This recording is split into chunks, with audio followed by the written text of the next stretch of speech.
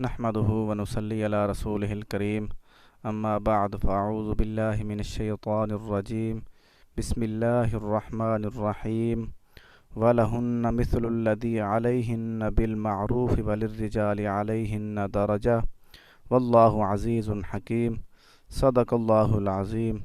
आज मेरा मौजू है बीवी के हकूक़ क्या हैं और कैसे अदा करने हैं। हमें भी चाहिए कि अपनी बीवी का कैसे ख्याल रखना है, हमें सोचना चाहिए। इसलिए मैंने सोचा कि ये मौजू भी तैयार करूं।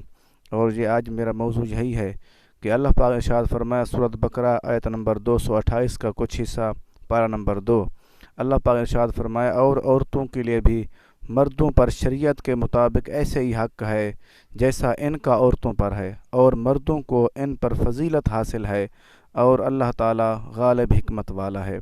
देखो, हमें अल्लाह पाक ने ये हुक्म दे दिया जैसे मर्दों के हकूक़ हैं वैसे औरतों के हकूक़ हैं, लेकिन मर्दों को फजीलत है औरतों पे, क्योंकि मर्द हाकिम है, औरत महकूमा है। लेकिन उनका भी ख्याल रखना, हकूक़ लाजमी अल्लाह पाक ने बना दिए हैं, उनका हकूक़ भी हमारे लिए ज़रूरी है। एक हदीस मुबारक अर्ज़ करना चाहूँगा। सरकार दो आलम सल्लल्लाहु अलैहि वसल्लम ने इरशाद फरमाया, क्या तुम अपने कपड़ों को धो और आपने फरमाया तुम अपने कपड़ों को धो और अपने बालों की इस्लाह करो और मिसवाक करके ज़ीनत और पाकी हासिल करो, क्योंकि बने इसराइल इन चीज़ों का एहतमाम नहीं करते थे, इसलिए इनकी औरतों ने बदकारी की।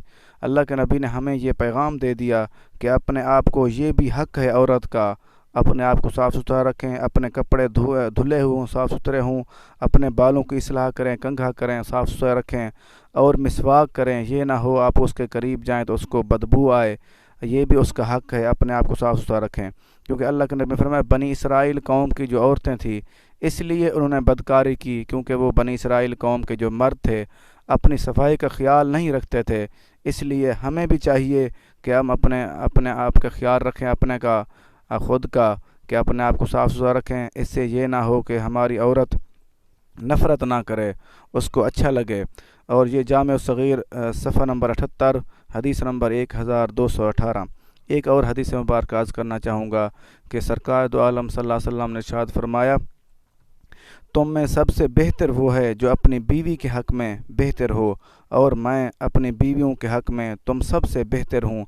देखो, हमारे प्यारे नबी पाक सल्लल्लाहु अलैहि वसल्लम ने ये पैगाम दे दिया कि सबसे बेहतरीन इंसान, सबसे बेहतर वो है जो अपनी बीवी के हक़ में बेहतर हो।